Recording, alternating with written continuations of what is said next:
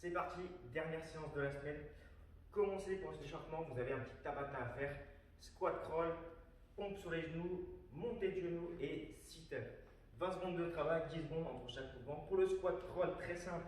Donc vous mettez en position de squat, là vous allez quand même légèrement agrandir l'écart entre les pieds, plus important, puis qu'on va descendre au sol. Donc là je descends jusqu'en bas et je me laisse descendre complètement et je bascule vers l'avant, je pose les mains et là je me grandis, position de gainage. Je reviens, flexion des jambes, je suis encore au niveau en bas et je remonte, d'accord? Donc ça vous faites ça en 20 petites secondes. Tranquille. Ensuite vous passez au sol, pompe sur les genoux pour tout le monde, d'accord? C'est l'échauffement. Sur le deuxième tour, vous pourrez passer jambes tendues si vous êtes à l'aise. Donc là, comme à chaque fois, je descends jusqu'au sol, le buste touche le sol et ça repart, les coudes sont à l'arrière, les abdominaux sont engagés et bien sûr, pensez au souffle, il n'y a pas d'apnée. On accélère un peu sur le cardio, on passe sur les montées de genoux, 20 petites secondes, très facile, on est que sur les paumes de pied, on garde la coordination avec les bras et on enchaîne.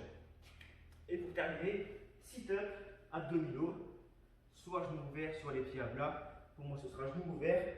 Si vous maîtrisez bien sûr la rotation au niveau du buste, l'inclinaison du buste, pardon, du bassin, excusez-moi.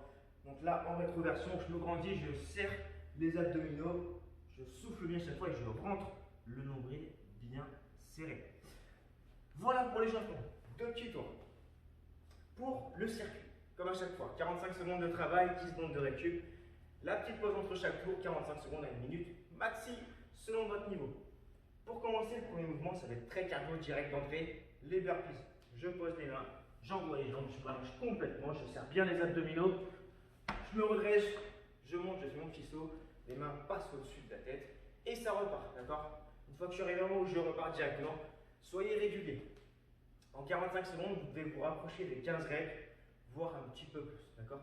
Comptez vos répétitions, ça vous donne un ordre d'idée. Ensuite, on va passer directement sur des sit-ups, ça va nous permettre de récupérer un petit peu tout en bossant ses abdominaux. Donc là, pareil, je vais enchaîner un max de reps, on l'a vu sur l'échauffement. Attention à ne pas trop envoyer de vitesse dans les bras, sinon vos muscles des abdominaux ne vont pas travailler efficacement. Ensuite, il faut qu'on récupère une petite charge, on va passer sur des push-press. La charge au niveau du buste.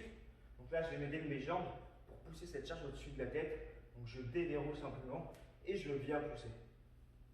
Je ramène toujours au niveau du buste et je pousse à chaque fois, bras tendus au-dessus de la tête, les abdominaux bien engagés. Maintenant, vous savez faire la tête. Ensuite, on va faire de l'arraché. Donc là, vous avez besoin soit d'un kettlebell, soit d'une barre, soit d'une haltère, ce que vous avez à dispo à la maison. Pour moi, ce sera un kettlebell. Là, on va faire un départ, ce qui ne sera pas au sol. On va faire un départ de swing. Donc, on va écarter les pieds, déverrouiller les genoux. Donc, au lieu d'aller tout droit comme le swing, cette fois, je vais faire un tirage sur le côté et je vais amener ma charge directement en haut sans passer par l'épaule. Et du coup, j'enchaîne. Vous avez différentes solutions. Soit vous faites 45 secondes d'un seul côté et à chaque tour, vous changez de bras. Soit vous coupez la poire en deux. Les 45 secondes, vous les divisez côté droit et côté gauche. Ensuite, pour terminer, vous aurez des V-ups. On repart sur les abdominaux. On va faire des V-ups alternés si c'est trop dur pour vous.